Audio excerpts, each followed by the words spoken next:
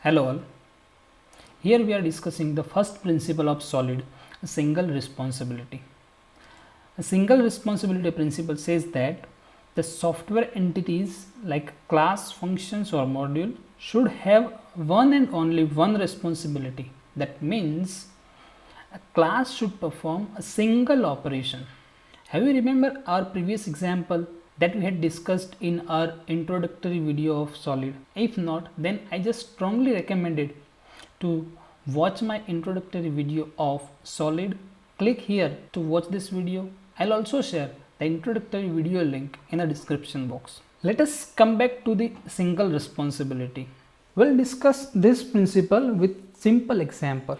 Consider we have one class which is responsible for performing some operations. The first operation is connecting to the database. A second operation is perform a select operations. Simply we can say that to retrieve a data from the database. The third operation is writing those fetched data into a file. Let us come back to the Eclipse. I have already written some code for this class. We'll discuss each section of this code. Here is a simple database operations class that we have discussed. Only the first function is connect to the database. This function is responsible for connecting to the database.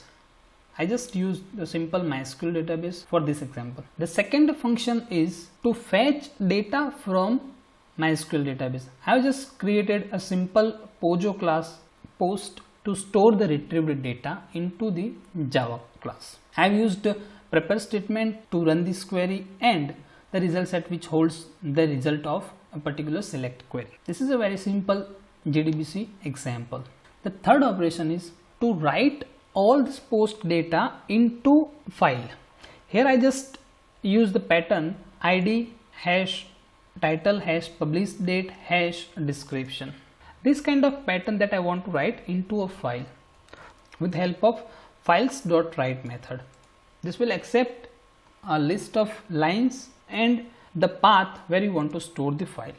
Here our database operation class violating the rule of single responsibility. How? Here we consider that there are three operations. A different three operations is performed by a single class. That means our class is violating the rule of single responsibility.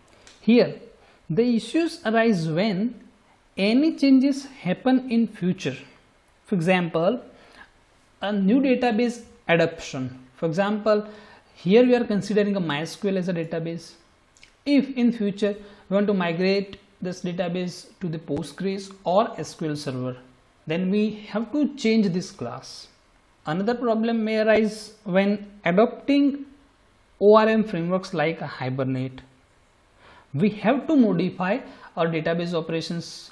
This over here we have one function to fetch a post data that we need to change while we are adopting any ORM frameworks. And the third problem that we can consider, we are resulting our output into a file.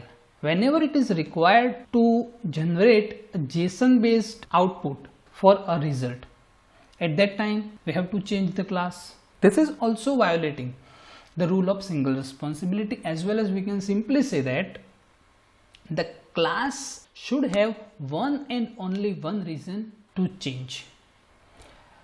We can achieve the single responsibility for this class with the help of three different classes in which we can categorize or we can divide our required function into a specific class. Here we have a general class. For example, I have just three class created, a database helper class.